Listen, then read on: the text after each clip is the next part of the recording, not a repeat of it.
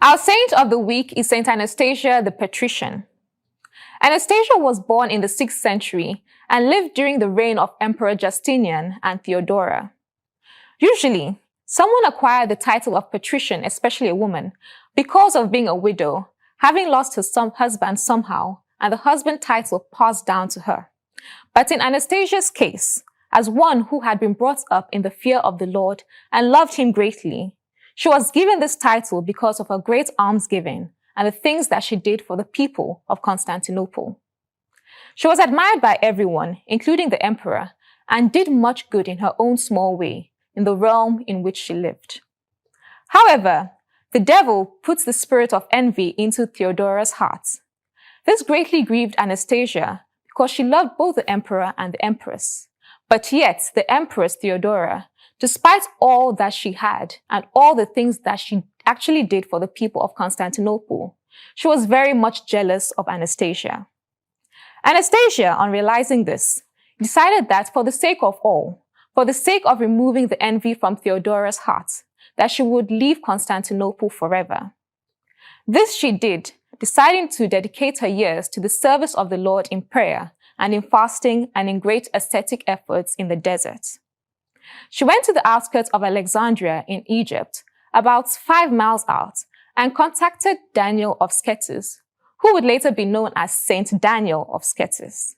And she asked him what to do. She was quite fearful about what was going on.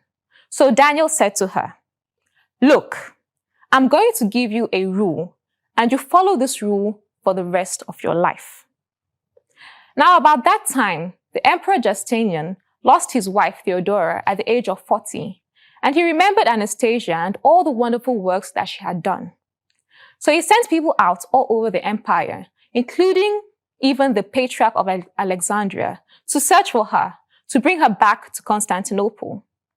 Anastasia was distraught at this, so again she asked Saint Daniel what to do. And Saint Daniel said to her he would be willing to help her. He clothed her in monastic garb and gave her the name Anastasios, the monk, so she would live as though she were a man, yet she lived alone. She was sent about 28 miles away into a cave and would live there and be delivered water by a servant of Saint Daniel, who would also bring her other provisions and food from time to time. She lived for 28 years in that place, in great ascetical efforts. As her hagiography says, who can even begin to describe the trials and tribulations that she went through and her amazing closeness to God in that time? As her time was finally drawing near, she sent word to the monk who was bringing her provisions to tell Saint Daniel that she was not going to live much longer.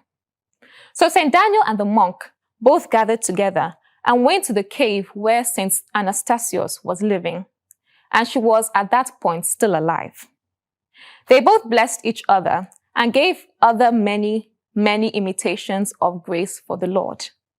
And then finally, Anastasios, who was now revealed as Anastasia upon her death, reposed in the Lord with a face of brightness, and as it is said, seeing angels to gather her together.